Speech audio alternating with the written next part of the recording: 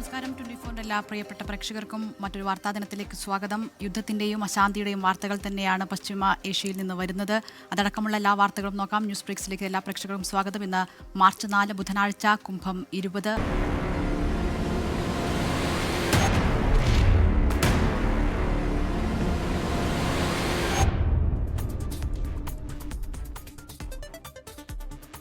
അഞ്ചാം ദിനത്തിലും ഇറാനെതിരായ Israel America സംയുക്ത ആക്രമണം ഇപ്പോൾ മധ്യപൂർവേഷ്യയിൽ രൂക്ഷമായി തന്നെ തുടരുകയാണ്. ടെഹ്റാന് സമീപമുള്ള ഇറാന്റെ രഹസ്യ ആണവ കേന്ദ്രം ഇസ്രയേൽ തകർത്തതായാണ് പുറത്തുവരുന്ന റിപ്പോർട്ടുകൾ. ഇതുവരെ ഇറാനിൽ കൊല്ലപ്പെട്ടവരുടെ എണ്ണം 787 ഇത് ഏറ്റവും ഒടുവിൽ പുറത്തുവന്ന കണക്കാണ്. ഹിസ്ബുള്ളയെ ലക്ഷ്യമിട്ട് ലബനോനിൽ വ്യോമ കര ആക്രമണം ഇസ്രയേൽ ഇപ്പോൾ കടുപ്പിച്ചിട്ടുണ്ട്. അതേസമയം ഹോർമൂസ് കടലിടുക്കുമായി ബന്ധപ്പെട്ട കാര്യങ്ങളിൽ കൂടുതൽ നടപടികളിലേക്ക് കടക്കുകയാണ് അമേരിക്ക ഉൾപ്പെടെയുള്ള രാജ്യങ്ങൾ. എണ്ണക്കപ്പലുകൾക്ക് സംരക്ഷണം നൽകാൻ അമേരിക്കൻ നാവികസേന ഉടൻ രംഗത്തിറങ്ങുമെന്ന് പ്രസിഡന്റ് ഡൊണാൾഡ് ട്രംപ് വ്യക്തമാക്കി കഴിഞ്ഞു. മെഡിറ്ററേനിയൻ കടലിലേക്ക് ചാൾസ് ടീഗർ വിമാനവാഹിനി കപ്പലിന്റെ നേതൃത്വത്തിലുള്ള യുദ്ധക്കപ്പൽ പടയെ ഫ്രാൻസ് അയച്ചിട്ടുണ്ട്. അതേസമയം ഇറാനിൽ പരമോന്നത നേതാവിനെ അടക്കം തീരുമാനിച്ചിട്ടുണ്ട്. കൊല്ലപ്പെട്ട അയത്തുള്ള അലി ഖമനിയുടെ മകൻ മോജ്തബയെ അസംബ്ലി ഓഫ് എക്സ്പേർട്സ് പിൻഗാമിയായി തിരഞ്ഞെടുത്തു എന്നാണ് ഇപ്പോൾ പുറത്തുവരുന്ന റിപ്പോർട്ടുകൾ. ഖമനിയുടെ ഖബറടക്കം സംബന്ധിച്ചും റിപ്പോർട്ടുകൾ വരുന്നുണ്ട്. അദ്ദേഹത്തിന്റെ ജന്മനാടായ മഷ്ഹദിൽ ഖബറടക്കം നടക്കും എന്നാണ് അറിയുന്നത്. എന്നാൽ തീയതി വ്യക്തമായിട്ടില്ല. ഇപ്പോൾ ഏറ്റവും പുതിയ റിപ്പോർട്ടുകളുമായി ഇന്റർനാഷണൽ ഡെസ്കിൽ നിന്ന് മേരി ചാക്കോ ചേരുകയാണ്. മെറിൻ, ഫ്രാൻസ് അടക്കമുള്ള രാജ്യങ്ങൾ നേരിട്ട് യുദ്ധത്തിലേക്ക് എന്ന നിലയിലേക്ക് കാര്യങ്ങൾ പോകുമ്പോൾ മധ്യപൂർവേഷ്യയിൽ അശാന്തി തുടരുകയാണ്. എന്താണ് ഏറ്റവും ഒടുവിൽ നമുക്ക് ലഭിക്കുന്ന കാര്യങ്ങൾ? ഒപ്പം ഇറാനിൽ പുതിയ നേതൃത്വത്തിലേക്ക് ഇറാൻ മാറുകയാണ്. ഇതെല്ലാം സംബന്ധിച്ച് ഇന്ന് ഈ ദിവസം തുടങ്ങുമ്പോൾ നമുക്ക് ലഭിക്കുന്ന ഏറ്റവും പുതിയ വിവരങ്ങൾ എന്താണ്? Good morning Dilla. അഞ്ചാം ദിവസവും മിഡിൽ ഈസ്റ്റിൽ സംഘർഷ സാഹചര്യം തന്നെ തുടരുകയാണ്. ഇറാനെതിരെ അമേരിക്കയുടെയും അതുപോലെ തന്നെ ഇസ്രായേലിന്റെയും സംയുക്ത ആക്രമണം കൂടുതൽ കടുത്തിരിക്കുന്ന ഒരു സാഹചര്യം കൂടിയാണ് ഇപ്പോൾ ഉള്ളത്. മാത്രമല്ല, ഇറാന്റെ രഹസ്യ ആണവ കേന്ദ്രങ്ങൾ കേന്ദ്രീകരിച്ചിപ്പോൾ ഇസ്രായേൽ ആക്രമണം നടത്തിയിരിക്കുന്നുള്ള വിവരമാണ് പുറത്തുവരുന്നത്. സംഘർഷങ്ങളിൽ ഇറാനിൽ 787 പേർ മരിച്ചെന്നുള്ള വിവരവും പുറത്തുവരുന്നുണ്ട്. പ്രധാനമായും ഹിസ്ബുള്ളയെ ലക്ഷ്യമിട്ട് ലബനനിൽ ഇസ്രായേൽ ആക്രമണം തുടരുകയാണ്. ഹെസ്ബുള്ളയുടെ 62 കേന്ദ്രങ്ങൾ ആക്രമിച്ചെന്നാണ് ഇപ്പോൾ പുറത്തു വരുന്ന വിവരം. ഏറ്റവും പ്രധാനമായി ഇപ്പോൾ ഇറാന്റെ പരമോന്നത നേതാവായി കൊല്ലപ്പെട്ട ആയത്തുള്ള അലി ഖമനിയുടെ മകൻ മൊജ്തബയെ ഇപ്പോൾ തെരഞ്ഞെടുത്തു എന്നാണ് വിവരം പുറത്തു വരുന്നുണ്ട്. IRGCയുടെ സമ്മർദ്ദത്തിന് വഴങ്ങി അസംബ്ലി ഓഫ് എക്സ്പേർട്സ് ആണ് ഈ മൊജ്തബയെ പിൻഗാമിയായി തെരഞ്ഞെടുത്തതെന്നുള്ള വിവരമാണ് വരുന്നത്. ഈ 88 അംഗ സമിതിയാണ് ഈ അസംബ്ലി ഓഫ് എക്സ്പേർട്സ്. അവരാണ് ഈ ഒരു പരമോന്നത നേതാവിനെ തെരഞ്ഞെടുക്കുന്നത്. ഈ തെരഞ്ഞെടുക്കുന്നതിനുള്ള യോഗം നടക്കുന്നതിനിടയിൽ പോലും ആക്രമണമുണ്ടായി എന്നുള്ള വിവരം കൂടെ പുറത്തു വരുന്നുണ്ട്. എന്തായാലും ഇറാനിൽ ഒരു പരമോന്നത നേതാവിനെ തെരഞ്ഞെടുത്തിരിക്കുന്നു.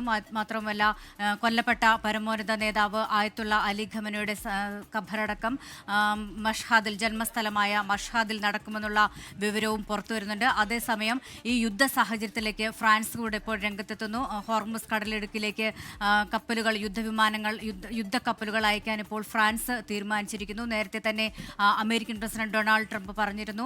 കഴിഞ്ഞ ദിവസം ജർമ്മൻ ചാൻസലർ ഫ്രെഡറിക് മെർസുമായി വൈറ്റ് ഹൗസിൽ മാധ്യമങ്ങളെ കണ്ടിരുന്നു. അപ്പോൾ മാധ്യമങ്ങളുടെ ചോദ്യങ്ങൾക്ക് ഉത്തരം പറഞ്ഞു. ഇത് എത്ര നാൾ ഈ ഒരു യുദ്ധം നീണ്ടു നിൽക്കുമെന്നുള്ള ചോദ്യം ചോദിച്ചപ്പോൾ പറഞ്ഞത് യുദ്ധം തുടരും, ഇറാനിൽ ഒരു പുതിയ ഭരണകൂടം നിലവിൽ വരും, ഇറാനെ നിരായുധീകരിക്കും, സൈന്യത്തെ നിരായുധീകരിക്കുമെന്ന് തന്നെയാണ് പ്രസിഡന്റ് ട്രംപ് പറഞ്ഞത്. മാത്രമല്ല, ഇറാൻ അമേരിക്കയെ ആക്രമിക്കാൻ പദ്ധതിയിട്ടു, അതുകൊണ്ടാണ് അവിടെ ആക്രമണം നടത്തിയതെന്നും US പ്രസിഡന്റ് ഡൊണാൾഡ് ട്രംപ് പറഞ്ഞു. അതിനിപ്പോൾ ഇറാന്റെ ഒരു മറുപടി വന്നിരിക്കുന്നത്, എത്ര കാലം വേണമെങ്കിലും തിരിച്ചടിക്കാനും മറുപടി നൽകാനും ഇറാൻ തയ്യാറാണ്.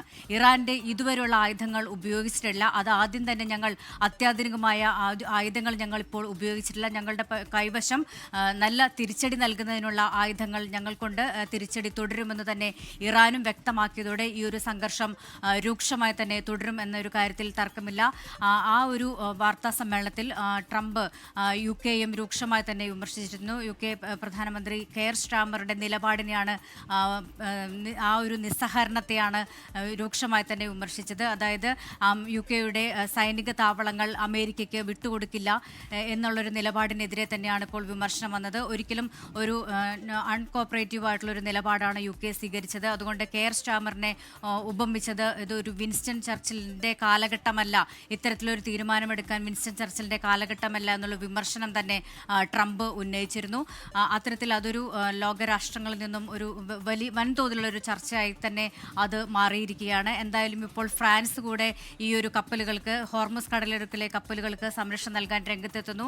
അമേരിക്ക നേവിയെ അയക്കുമെന്നും തന്നെയാണ്, നേവി എസ്കോർട്ട് ചെയ്യുമെന്ന് തന്നെയാണ് പറയുന്നത്. അതുകൊണ്ട് ഒരു യുദ്ധ സാഹചര്യം രൂക്ഷമായി തന്നെ തുടരുകയാണ്. മാത്രമല്ല ഗൾഫ് രാജ്യങ്ങളിലെ അമേരിക്കയുടെ സൈനിക താവളങ്ങളെ ലക്ഷ്യമിട്ട് ഇറാന്റെ ആക്രമണം തുടരുന്ന ഒരു സാഹചര്യമാണുള്ളത്. എന്തായാലും സമവായ ചർച്ചകളോ അല്ലെങ്കിൽ യുദ്ധം അവസാനിപ്പിക്കുന്നതിനുള്ള ചർച്ചകളൊന്നും ഈ ഒരു ഘട്ടത്തിൽ നടക്കുന്നില്ല എന്നുള്ളതും ആശങ്കാജനകമാണ്. നേരത്തെ തന്നെ ഇസ്രായേൽ പ്രധാനമന്ത്രി ബെഞ്ചമിൻ നെതന്യാഹു പറഞ്ഞത് ഹിസ്ബുള്ളയെ ലക്ഷ്യമിട്ടുള്ള ആക്രമണം തുടരും, കാരണം അവരൊരു വലിയ തെറ്റാണ് ചെയ്തിരിക്കുന്നത്. അതുകൊണ്ട് ഇറാന്റെ ആകാശത്തും അതുപോലെ തന്നെ ലെബനന്റെ ആകാശത്തുമെല്ലാം ഞങ്ങളുടെ പൈലറ്റുകളുണ്ട്, അതെല്ലാം ആ ഒരു ചെയ്ത തെറ്റിന് അവർ മറുപടി നൽകേണ്ടി വരുമെന്നും ഇസ്രായേൽ പ്രധാനമന്ത്രി ബെഞ്ചമിൻ നെതന്യാഹു പറഞ്ഞിരുന്നു. ഇന്നലെ തന്നെ കരയാക്രമണം കടുപ്പിക്കുമെന്നും ഹിസ്ബുള്ള കേന്ദ്രങ്ങൾ ലക്ഷ്യമിട്ട് കരയാക്രമണം കടുപ്പിക്കുമെന്നും പറഞ്ഞിരുന്നു. അതിന് തന്നെ ഇസ്രായേൽ പ്രതിരോധ മന്ത്രി ഇസ്രായേൽ കഡ്സിന്റെ പ്രതികരണമുണ്ടായിരുന്നു. അതിന് എല്ലാ അധികാരവും ഞങ്ങൾക്ക് നൽകി കഴിഞ്ഞിട്ടുണ്ട്, അതുകൊണ്ട് ശക്തമായ തിരിച്ചടി നൽകുമെന്നും പറയുന്നു. അപ്പോൾ ഒരേ സമയം ടെഹ്റാനിലും അതുപോലെ തന്നെ ഹിസ്ബുള്ള കേന്ദ്രങ്ങൾ ലക്ഷ്യമാക്കി തന്നെ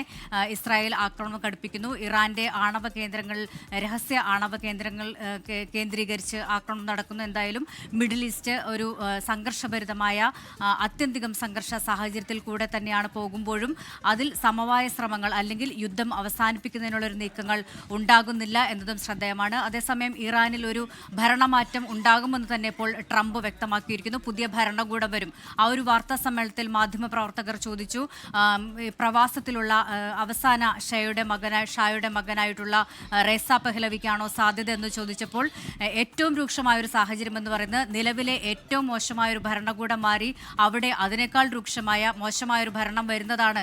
അതിൽ പരം ഒരു മോശമായ ഒരു കാര്യം അവിടെ സംഭവിക്കാനില്ല. റേസ പഹ്ലവി ഒരു ജനസമ്മതനാണ്, നല്ല മനുഷ്യനാണ്. പക്ഷേ അവിടെ നിന്നുള്ള ഇറാനിൽ നിന്നുള്ള ഒരു നേതാവ് വരണമെന്ന് തന്നെയാണ് തന്റെ അഭിപ്രായമെന്ന് ട്രംപ് വ്യക്തമായ സൂചന നൽകിയിരിക്കുന്നു. അത് റേസ പഹ്ലവി ആയിരിക്കില്ല എന്നും ട്രംപ് ഇപ്പോൾ സൂചന നൽകിയിരിക്കുന്നു. നേരത്തെ തന്നെ ഈ പ്രക്ഷോഭങ്ങളെല്ലാം അനുകൂലിച്ചുകൊണ്ട് പ്രവാസത്തിലുള്ള അമേരിക്കയിൽ കഴിയുന്ന റേസ പഹ്ലവി അനുകൂലിച്ചെല്ലാം രംഗത്തെത്തിയിരുന്നു. ഭരണം ഏറ്റെടുക്കാൻ തയ്യാറാണെന്നും പറഞ്ഞിരിക്കുന്നു. എന്തായാലും ഭരണമാറ്റം എന്ന സൂചന നൽകുമ്പോഴും റേസ പഹ്ലവി അല്ലെങ്കിൽ പഹ്ലവി രാജവംശത്തിലേക്കായിരിക്കില്ല ആ ഒരു ഭരണം എന്ന സൂചന കൂടെ ഇപ്പോൾ US പ്രസിഡന്റ് ഡൊണാൾഡ് ട്രംപ് നൽകുകയാണ്. മാത്രമല്ല ഈ ഒരു നേരത്തെ തന്നെ പറഞ്ഞിരുന്നു, യുദ്ധം 4 മുതൽ 5 ആഴ്ച വരെ നീളും, കാരണം ഇറാൻ ഒരു വലിയ രാജ്യമാണ്, അതുകൊണ്ട് അവരെ പൂർണ്ണമായിട്ടും നിരായുധീകരിക്കേണ്ടതുണ്ട് എന്ന് തന്നെയാണ്. അവരുടെ കയ്യിൽ ഈ ഒരു ആണവ പദ്ധതി ചെന്നെത്തുന്നത് ലോക സുരക്ഷയ്ക്ക് തന്നെ വെല്ലുവിളിയാണ്. അതുകൊണ്ട് ഇറാനും ആണവായുധവും എന്നുള്ള കാര്യം ഒരിക്കലും അംഗീകരിക്കാൻ പറ്റുന്ന ഒരു കാര്യമല്ല എന്നുള്ള ഒരു നിലപാട് തന്നെയാണ് ഉണ്ടായിരുന്നത്. നേരത്തെ ഈ ഒരു ഇറാന്റെ എതിരായിട്ടുള്ള അമേരിക്കൻ ഇസ്രായേൽ നീക്കത്തിനെതിരെ റഷ്യ രൂക്ഷമായി തന്നെ രംഗത്തെത്തിയിരുന്നു. അതായത് അതിൽ നേരത്തെ വിമർശനം ഉന്നയിച്ചത് ഇങ്ങനെയാണ്, ഈ ചർച്ചകൾ നടക്കുമ്പോഴെല്ലാം ഇത്തരത്തിലൊരു ആക്രമണം നടത്തിയത് ഒരു ട്രംപിന്റെ ഈ ഒരു ട്രൂ കളർ തന്നെയാണ് അത് വെളിപ്പെടുത്തിയത്. അതിൽ യഥാർത്ഥത്തിൽ അതിന് ഒരു ചർച്ചകളുടെ ഒരു ഔട്ട്കമ്മിലേക്ക് എത്താൻ ആഗ്രഹിച്ചിരുന്നില്ല. യുദ്ധം സമ്മർദ്ദ തന്ത്രത്തിലേക്ക് ചുരുത്തി ഇത്തരത്തിൽ ഒരു സമ്മർദ്ദ തന്ത്രമാണ് ട്രംപ് പ്രയോഗിച്ചതെന്നും യഥാർത്ഥ നിറം വ്യക്തമായെന്നും ഇപ്പോൾ റഷ്യ രൂക്ഷമായി തന്നെ വിമർശനം ഉന്നയിച്ചിട്ടുണ്ട്. എന്തായാലും ഇപ്പോൾ മിഡിൽ ഈസ്റ്റിലെ സാഹചര്യം അത്യന്തം രൂക്ഷമായി തന്നെ തുടരുന്നു. ഇറാനിൽ ഒരു ഭരണമാറ്റം ഉണ്ടാകുമെന്നുള്ള ഒരു സാഹചര്യത്തിലേക്ക് ഇപ്പോൾ ട്രംപ് തന്നെ ആ ഒരു കാര്യം വ്യക്തമാക്കിയിരിക്കുന്നു. യുദ്ധത്തിന് ശേഷം മാധ്യമങ്ങളെ ആദ്യമായി കണ്ടപ്പോഴാണ് ഇത്തരത്തിൽ ഒരു കാര്യങ്ങളെല്ലാം വെളിപ്പെടുത്തിയത്. നേരത്തെ തന്നെ US state secretary Marco Rubio പറഞ്ഞത് ഇസ്രായേൽ ഇറാനെ ആക്രമിക്കും, അതുണ്ടായാൽ തന്നെ ഇറാൻ അമേരിക്കയെ ആക്രമിക്കും. എന്തായാലും ഇറാൻ അമേരിക്കയെ ആക്രമിക്കാൻ പദ്ധതി ഇട്ടതുകൊണ്ടാണ് ഞങ്ങൾ അവരെ ആക്രമിച്ചതെന്ന് തന്നെയാണ് US state secretary Marco Rubio പറഞ്ഞതും. എന്തായാലും ഇപ്പോൾ പശ്ചിമേഷ്യയിൽ 5-ാം ദിവസവും അല്ലെങ്കിൽ മിഡിൽ ഈസ്റ്റിൽ 5-ാം ദിവസവും സംഘർഷ സാഹചര്യം തന്നെയാണ്. മാത്രമല്ല ലെബനോനും ഒരു യുദ്ധക്കളമായിരിക്കുന്നു. ലെബനന്റെ ഹിസ്ബുള്ള കേന്ദ്രങ്ങൾ കേന്ദ്രീകരിച്ച് 60 കേന്ദ്രങ്ങളിലേക്ക് ഇപ്പോൾ ഇസ്രായേൽ കര അതേപോലെ തന്നെ വ്യോമ ആക്രമണങ്ങൾ തുടരുന്ന സാഹചര്യവുമാണുള്ളത്. ദിൽന. ശരി, മെറിനാണ് ഇന്റർനാഷണൽ ഡെസ്കിൽ നിന്നും വിവരങ്ങൾ നൽകിയത്. മെറിൻ തുടരുക, മടങ്ങിയെത്താം മെറിനിലേക്ക്. GCC രാഷ്ട്രങ്ങളുമായി ബന്ധപ്പെട്ട സ്ഥിതി എന്താണ് എന്നതുകൂടി പരിശോധിക്കേണ്ടതുണ്ട്. ദുബായ് US കോൺസുലേറ്റിന് നേരെ ഇറാന്റെ ഡ്രോൺ ആക്രമണമുണ്ടായി. ദുബായ് അൽസീഫിലെ US കോൺസുലേറ്റിന് സമീപം ചെറിയ തീപിടുത്തമുണ്ടായതായാണ് റിപ്പോർട്ട്. ആർക്കും പരിക്കില്ല. ഖത്തറിലെ അൽ ഉദൈദ് US വ്യോമതാവളത്തിന് നേരെ ഇറാന്റെ ബാലിസ്റ്റിക് മിസൈൽ ആക്രമണമുണ്ടായി. 2 മിസൈലുകളിൽ ഒന്ന് തടഞ്ഞതായും മറ്റൊന്ന് വ്യോമതാവളത്തിൽ പതിച്ചതായും ഖത്തർ. UAE-യിൽ ഓൺലൈൻ പഠനം വെള്ളിയാഴ്ച വരെ നീട്ടിയിട്ടുണ്ട്. മുഹമ്മദ് റഹീസ് വിവരങ്ങൾ നൽകാനായി ചേരുകയാണ്. മുഹമ്മദ് റഹീസ്, GCC രാഷ്ട്രങ്ങളെ ആക്രമിക്കുക എന്നത് നയമല്ല എന്ന് ഇന്നലെയും ഇറാൻ ആവർത്തിക്കുന്നുണ്ടായിരുന്നു. പക്ഷേ അതിനെ ശരിവെക്കുന്ന നിലയിലല്ല ഇറാന്റെ ഭാഗത്തു നിന്നുള്ള ആക്രമണങ്ങൾ ഉണ്ടാകുന്നത്. മാത്രമല്ല, അൽ-ഉദൈദിന് നേരെ വീണ്ടും ആക്രമണം ഉണ്ടാകുന്ന സാഹചര്യവുമുണ്ട്. അത് സ്വാഭാവികമായും GCC രാഷ്ട്രങ്ങളിൽ ഉണ്ടാക്കുന്ന ആശങ്ക ചെറുതാകില്ല. GCC രാഷ്ട്രങ്ങളിൽ അത് വലിയ തോതിൽ ആശങ്ക ഉണ്ടാക്കുന്നില്ല എന്നാണ് രാഷ്ട്ര നേതാക്കളുടെ പ്രതികരണത്തിൽ നിന്ന് മനസ്സിലാകുന്നത്. കാരണം നേരത്തെ തന്നെ ഇത്തരത്തിലൊരു ആക്രമണം പ്രതീക്ഷിച്ചതാണ്. അതിനെ പ്രതിരോധിക്കാനുള്ള രീതിയും ഒക്കെ തന്നെ കൃത്യമായി അവലംബിച്ചിരുന്നു. അത് വ്യക്തമായി തന്നെ പ്രതിരോധിക്കാൻ കഴിഞ്ഞിട്ടുണ്ട്.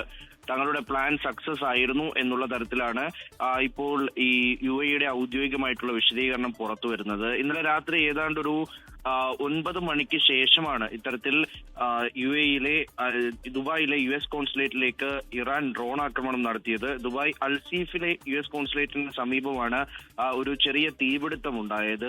ഒരു അറ്റാക്ക് ഉണ്ടാകുന്നു, അതിനെ ഡിഫ്യൂസ് ചെയ്യുന്നു, അതിനെ തുടർന്ന് തീപിടുത്തം ഉണ്ടാവുകയായിരുന്നു എന്നാണ് ഔദ്യോഗികമായി അറിയിക്കുന്നത്. ചെറിയ തീപിടുത്തമാണ് ഉണ്ടായത്, ആർക്കും പരിക്കില്ല എന്നുള്ള വിവരങ്ങളാണ് ഈ ദുബായ് കേന്ദ്രീകരിച്ച് നമുക്ക് ലഭിക്കുന്നത്. അപ്പോൾ ആ നിലയിലേക്ക് ആക്രമണം ഉണ്ടായി എന്നുള്ളത് വളരെ പ്രധാനപ്പെട്ട ഒന്ന് തന്നെയാണ്. അതിനു മുൻപ് ഇന്നലെ ആയിരുന്നു സമാനമായ രീതിയിൽ US കോൺസുലേറ്റിന് നേരെ ഈ റിയാദിൽ ആക്രമണം ഉണ്ടാകുന്നത്. സൗദിയിൽ അത്തരത്തിലൊരു ആക്രമണം ഉണ്ടായതിന് പിന്നാലെ ദുബായിയും കേന്ദ്രീകരിച്ച് അത്തരത്തിൽ ആക്രമണം ഉണ്ടാകുന്നു എന്നുള്ളത് നിസ്സാരമായി കാണാനും കഴിയില്ല. പക്ഷേ അപ്പോഴും ഇറാൻ നേരത്തെ വ്യക്തമാക്കിയത് ആണ് ഇത്തരത്തിലുള്ള കേന്ദ്രങ്ങളിലേക്ക് ആക്രമണം ഉണ്ടാകും.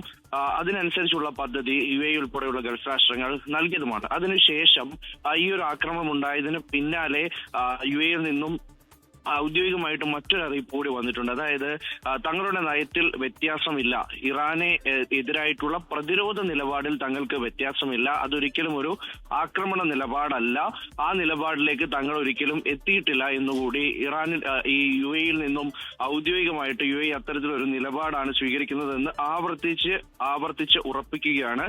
അതായത് ഒരു നിലയ്ക്കും ഏതെങ്കിലും തരത്തിൽ ഒരു സഖ്യത്തോട് ചേർന്ന് നിന്ന് അല്ലെങ്കിൽ ഇറാനെതിരായിട്ടുള്ള ഒരു യുദ്ധത്തിന് കൂട്ടുനിൽക്കുന്നു അല്ലെങ്കിൽ അതിന് പക്ഷം പിടിക്കുന്നു എന്ന നിലപാടിലേക്ക് UAE കടക്കുന്നില്ല എന്ന് ആവർത്തിച്ച് UAE അറിയിക്കുകയാണ്. പ്രതിരോധ മന്ത്രാലയം അത് കൃത്യമായി തന്നെ ഈ ഒരു ആക്രമണം ഉണ്ടായതിനു ശേഷം, അതായത് US കോൺസുലേറ്റിലേക്ക് ഡ്രോൺ ആക്രമണം ഉണ്ടായതിന് പിന്നാലെയും അത് ആവർത്തിച്ച് അറിയിക്കുന്നുണ്ട്. അത് ഏതെങ്കിലും തരത്തിൽ വേറൊരു വ്യാഖ്യാനത്തിലേക്ക് പോകാതിരിക്കാൻ വേണ്ടിയിട്ടാണ്. കാരണം ഇന്നലെ കുവൈറ്റിലൊക്കെ ആക്രമണം ഉണ്ടായതിനു ശേഷം അത് കുവൈറ്റ് തങ്ങൾ ശക്തമായി പ്രതിരോധിക്കുമെന്ന ഒരു നിലപാടെടുത്തപ്പോൾ അതൊരു ആക്രമണ നിലപാട് തെറ്റിദ്ധരിക്കുകയും അത്തരത്തിൽ വാർത്തകൾ പടരുകയും ഒക്കെ ചെയ്തിരുന്നു. പക്ഷേ UAE സംശയത്തിനിടയില്ലാത്ത രീതിയിൽ അത് തള്ളുകയാണ്, അത്തരത്തിലൊന്നില്ല എന്ന് പറയുകയാണ്. ഒപ്പം തന്നെ ഖത്തറിലെ അൽ ഉദൈദ് US വ്യോമതാവളത്തിന് നേരെ ഇറാന്റെ ബാലിസ്റ്റിക് മിസൈൽ ആക്രമണം ഉണ്ടായി. 2 മിസൈലുകളാണ് തൊടുത്തത്. അതിൽ ഒന്ന് തടഞ്ഞതായും മറ്റൊന്ന് വ്യോമതാവളത്തിൽ പതിച്ചതായും ഖത്തർ പറയുന്നുണ്ട്. പക്ഷെ അതിൽ പരിക്കുകൾ ഒന്നും ആർക്കും പറ്റിയിട്ടില്ല എന്നുള്ളതാണ് നിലവിൽ ഖത്തർ അറിയിക്കുന്നത്. ചെറിയ തീപിടുത്തമാണ് ഉണ്ടായത്. അത് ഈ ഡിഫ്യൂസ് ചെയ്തപ്പോൾ ഉണ്ടായ ഒരു അപകടമാണ്, ആക്രമണം ചെറുത്തപ്പോൾ ഉണ്ടായ ഒരു അപകടമാണ് എന്ന നിലയ്ക്കാണ് കാര്യങ്ങൾ വരുന്നത്. പ്രധാനമായിട്ടും ഇന്നലെ രാത്രി ഈ 2 ആക്രമണങ്ങളുടെ വിവരങ്ങളാണ് പുറത്തു വരുന്നത്. ഇന്നലെ ഒരു തവണ മാത്രമാണ് രാത്രി അലേർട്ട് ലഭിക്കുകയുണ്ടായത്. UAE ഒക്കെ സംബന്ധിച്ചിടത്തോളം ഒറ്റത്തവണ മാത്രമാണ് അലേർട്ട് ഉണ്ടായത്. അതിനുശേഷം ഒരു 20 മിനിറ്റോടുകൂടി, അത് ഈ ആക്രമണം നടന്ന സമയത്ത് തന്നെയാണ് ആ അലേർട്ട് ഉണ്ടായത്. ആ 20 മിനിറ്റോടുകൂടി പിന്നീട് ആ അലേർട്ട് പിൻവലിക്കുകയും ചെയ്തിട്ടുണ്ട്. എന്തായാലും നിലവിൽ നാളെ ഈ GCC രാജ്യങ്ങളും ഒപ്പം തന്നെ യൂറോപ്യൻ യൂണിയനും ഒക്കെ ഒരു യോഗം ചേരുന്നുണ്ട്. അപ്പോൾ അതിനു മുൻപ് ഇറാന് പയറ്റാവുന്ന എല്ലാ സമ്മർദ്ദ തന്ത്രങ്ങളും ഇറാൻ പയറ്റും. അവിടെ നടക്കാനുള്ള കമ്മ്യൂണിക്കേഷൻസ് ഒക്കെ അനൌദ്യോഗികമായിട്ടുള്ള കമ്മ്യൂണിക്കേഷൻസ് ഒക്കെ അതിനു മുൻപ് തന്നെ നടക്കും എന്നുള്ള കാര്യം ഉറപ്പാണ്. ആ നിലയിലേക്ക് ഏതെങ്കിലും തരത്തിൽ തങ്ങൾക്ക് അനുകൂലമായ ഒരു നിലപാടിലേക്ക് ഈ GCC രാജ്യങ്ങളെ കൊണ്ടുവരിക, അത് ലോകരാഷ്ട്രങ്ങളെ ഒക്കെയും ബാധിക്കുന്ന തരത്തിലേക്ക് ഈ കാര്യങ്ങൾ പോകുമ്പോൾ അത് ഒരു അനുകൂല നിലപാടിലേക്ക് ഈ ചർച്ചയിൽ കൊണ്ടെത്തിക്കുക, അതിനുശേഷം ഈ ഒരു യുദ്ധത്തിന് താൽക്കാലികമായിട്ടുള്ള ഒരു വിരാമം ഉണ്ടാവുക, പിന്നീട് അതിനൊരു ശാശ്വത പരിഹാരം കണ്ടെത്തുക എന്നുള്ളതാകും സ്വാഭാവികമായിട്ടും ഇറാൻ ശ്രമിക്കുക. അതിനു വേണ്ടിയിട്ടുള്ള ഒരു ആക്രമണം കൂടി ആണ് ഇന്നലെ നടന്നത് എന്ന നിലയിൽ മനസ്സിലാക്കാൻ കഴിയും. അത് UAE-യിലെ ദുബായിലെ US കോൺസുലേറ്റിലേക്ക് ആക്രമണം നടക്കുമ്പോൾ സ്വാഭാവികമായിട്ടും ആ നിലയിലേക്ക് കൂടി അതിനെ വീക്ഷിക്കേണ്ടി വരും. എന്തായാലും എല്ലാ ആക്രമണങ്ങളെയും തടയാൻ സജ്ജം എന്ന നിലയിൽ തന്നെ UAE അവരുടെ നിലപാട് വ്യക്തമാക്കുന്നുണ്ട്. വേറൊരു തരത്തിലുമുള്ള ആക്രമണങ്ങൾ ഇന്ന് നടന്നതായി വിവരങ്ങൾ നിലവിൽ പുറത്തു വരുന്നില്ല. എന്തായാലും മറ്റ് ആശങ്കകൾക്ക് ഇടയില്ല എന്ന് ആവർത്തിച്ച് അധികൃതർ വ്യക്തമാക്കുകയും ചെയ്യുകയാണ്. ഏതാണ്ട് പഴയ നിലയിലേക്കൊക്കെ കാര്യങ്ങൾ കൊണ്ടുപോകാനായി ഈ UAE-യും ശ്രമിക്കുന്നുണ്ട്. തങ്ങളുടെ ഈ സ്റ്റോക്ക് എക്സ്ചേഞ്ചുമായി ബന്ധപ്പെട്ട് സാമ്പത്തിക മേഖലയിൽ ഉണർവ് കൊണ്ടുവരാനുള്ള നേരത്തെ ഉണ്ടായിരുന്ന റെസ്ട്രിക്ഷൻസ് ഒക്കെയും ഇന്ന് ഇല്ലാതാക്കുകയാണ്. അപ്പോൾ ആ നിലയ്ക്ക് സാമ്പത്തിക മേഖലയിൽ ഉണർവ് കൊണ്ടുവരാൻ UAE ശ്രമിക്കുന്നുണ്ട്. അതുപോലെ തന്നെയാണ് ഓരോ മേഖലകളിലും ഉണ്ടായിരുന്ന നിയന്ത്രണങ്ങളൊക്കെ എടുത്തു കളഞ്ഞ് ജനജീവിതം സാധാരണഗതിയിലേക്ക് മാറ്റി ഏതെങ്കിലും നിലയ്ക്കുള്ള ആക്രമണങ്ങളൊക്കെയും അതിനെ ചെറുക്കാൻ ഒക്കെ അല്ലെങ്കിൽ ആ നിലയിലേക്ക് രാജ്യത്തെ കൊണ്ടുവരാൻ, പഴയ പടി കൊണ്ടുവരാൻ, ഒരു ഭാഗത്ത് ആക്രമണം നടക്കുമ്പോഴും അത് ജനജീവിതത്തിനെ നേരിട്ട് ബാധിക്കുന്നതല്ല എന്ന തരത്തിലേക്ക് കാര്യങ്ങൾ കൊണ്ടുവരാൻ എന്തായാലും UAE ഈ സമയത്ത് ശ്രമിക്കുന്നുണ്ട്. ആ ശ്രമങ്ങൾ ഏതാണ്ടൊക്കെ വിജയം കാണുന്നുണ്ട് എന്നുള്ളത് കൂടിയാണ് പറയേണ്ടത്.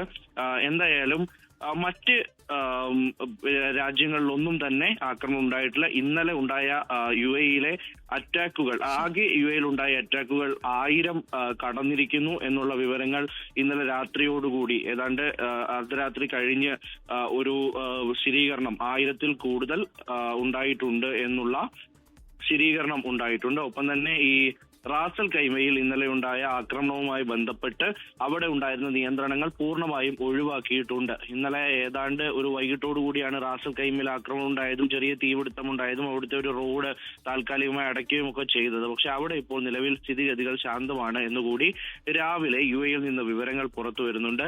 നേരത്തെ ഉള്ള ദിവസങ്ങളിൽ ഏതെങ്കിലും നിലയ്ക്ക് ബഹ്റൈനിൽ നിന്നോ കുവൈറ്റിൽ നിന്നോ ഖത്തറിൽ നിന്നോ ഒക്കെ ഈ ആക്രമണത്തിന്റെ വിവരങ്ങൾ പുറത്തു വരുന്നതാണ്. പക്ഷെ നിലവിൽ ഇതുവരെ ഔദ്യോഗികമായി അത്തരത്തിൽ ഒരു വിവരങ്ങളും പുറത്തു വന്നിട്ടില്ല. അതുകൊണ്ട് തന്നെ ഇതിന്റെ ഒരു പാറ്റേൺ സാധാരണഗതിയിൽ അങ്ങനെയാണ്. കാരണം ആക്രമണം ഈ ശനിയാഴ്ച ഈ യുദ്ധം ഉണ്ടായതു മുതൽ ഇങ്ങോട്ടേക്ക് എടുത്ത് പരിശോധിക്കുകയാണെങ്കിൽ ഓരോ ദിവസവും ആക്രമണത്തിന്റെ ആ ഒരു തോത് കുറഞ്ഞാണ് വരുന്നത്. പക്ഷെ തന്ത്രപ്രധാനമായ ചില മേഖലകളിലേക്ക് ആക്രമണം കടന്നിരുന്നു.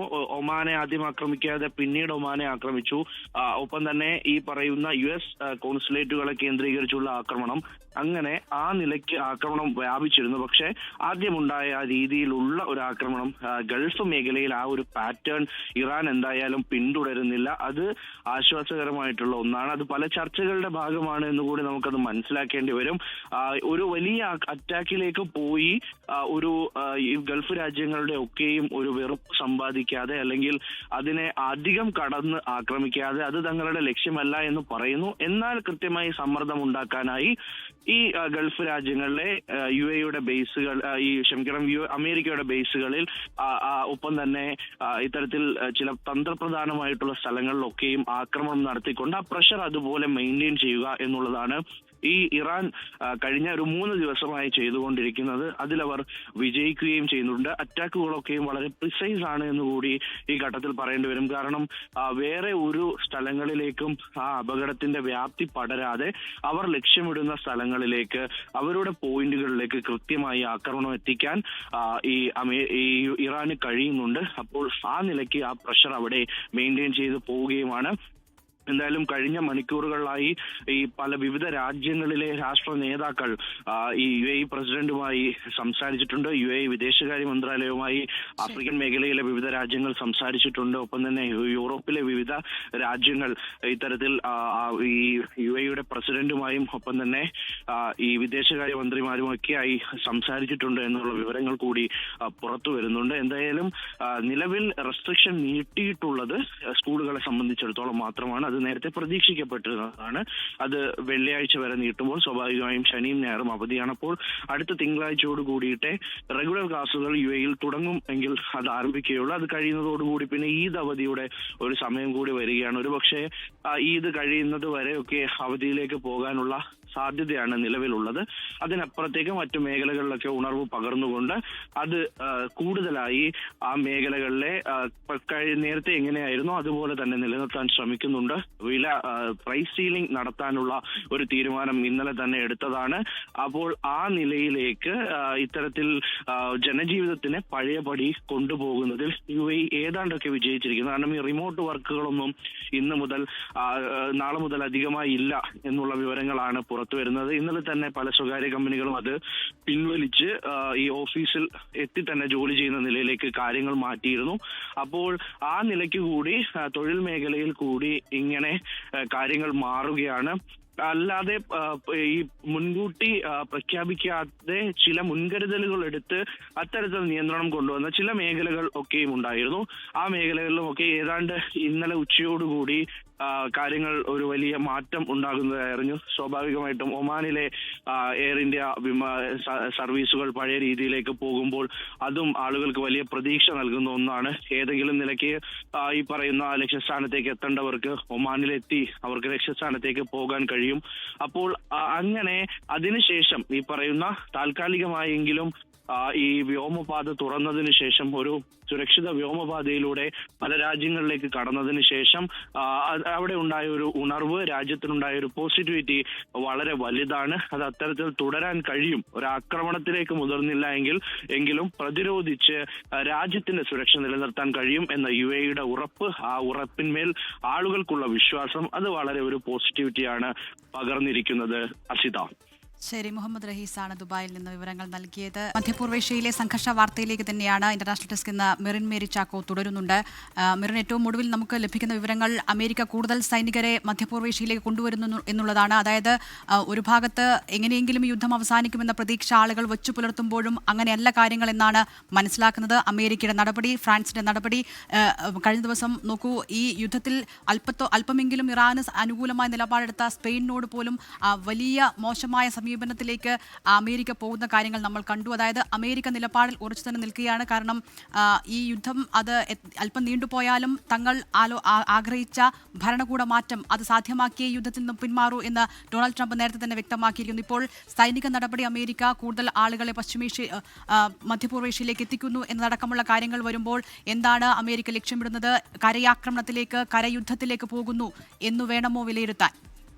ദിൽന, മിഡിൽ ഈസ്റ്റിലേക്ക് കൂടുതൽ സൈന്യത്തെ അയക്കുമെന്ന് തന്നെയാണ് ഇപ്പോൾ US സെൻട്രൽ കമാൻഡ് അറിയിച്ചിരിക്കുന്നത്. US സെൻട്രൽ കമാൻഡിന്റെ അഡ്മിറൽ ബ്രാഡ് കൂപ്പറാണ് ഈ ഒരു വിവരം പുറത്തുവിട്ടിരിക്കുന്നത്. മാത്രമല്ല, ഇറാനിൽ നടത്തിയ സൈനിക നടപടികളുടെ വിവരണം കൂടെ, കൂടുതൽ വിശദാംശങ്ങൾ കൂടെ ഇപ്പോൾ സെൻകോം പുറത്തുവിട്ടിരിക്കുന്നു. അതിൽ പ്രധാനമായും ഇറാനിൽ കൂടുതൽ നാശനഷ്ടങ്ങൾ വരുത്തിയിരിക്കുന്നു. 17 കപ്പലുകൾ തകർത്തു, അത്യാധുനിക മുങ്ങിക്കപ്പൽ തകർത്തു എന്ന് തന്നെയാണ് ഇപ്പോൾ സെൻകോം പറയുന്നത്.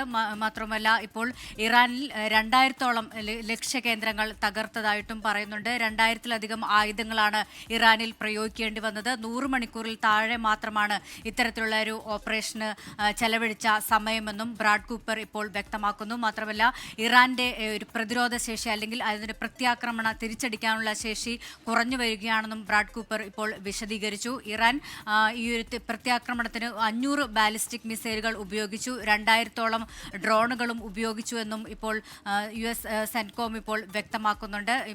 അഡ്മിറൽ ബ്രാഡ് കൂപ്പറാണ് ഇത് സംബന്ധിച്ച വിശദാംശങ്ങൾ ഇപ്പോൾ പുറത്തുവിട്ടിരിക്കുന്നത്. മാത്രമല്ല, നേരത്തെ തന്നെ ഈ സൈനിക നടപടി കൂടുതൽ കടുപ്പിക്കാൻ തന്നെയാണ് അമേരിക്ക ലക്ഷ്യമിടുന്നത്.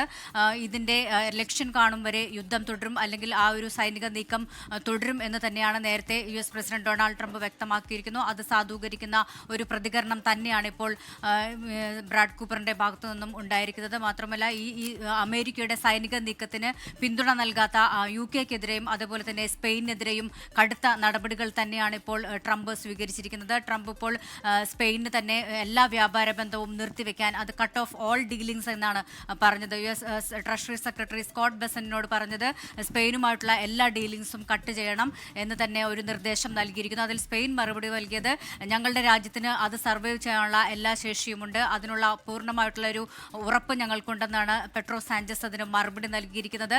അമേരിക്കയുടെ ഒരു നീക്കം ഏറ്റവും അപകടകരമായ ഒരു സൈനിക നടപടി എന്ന് തന്നെയാണ് സ്പെയിൻ അക്കാര്യത്തിൽ പ്രതികരിച്ചത്. UK-ക്ക് അതുപോലെ തന്നെ കെയർ സ്റ്റാമർക്കെതിരെയും രൂക്ഷ വിമർശനം തന്നെ ഉണ്ടായിരുന്നു.